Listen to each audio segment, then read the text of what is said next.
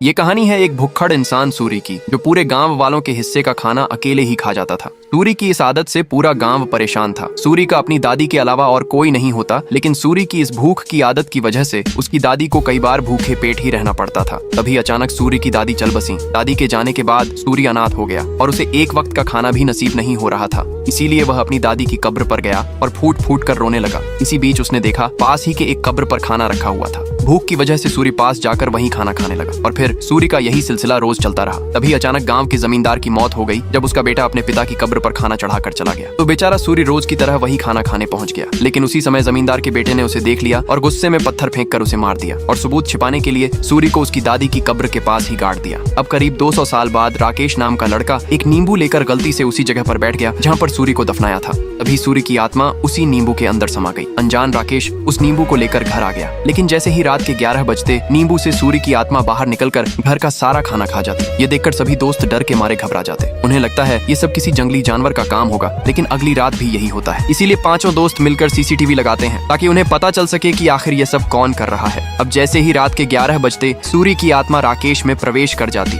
और राकेश वहीं खाना जाकर खाने लगता। ये सब देखकर चारों दोस्त राकेश पर बहुत गुस्सा करते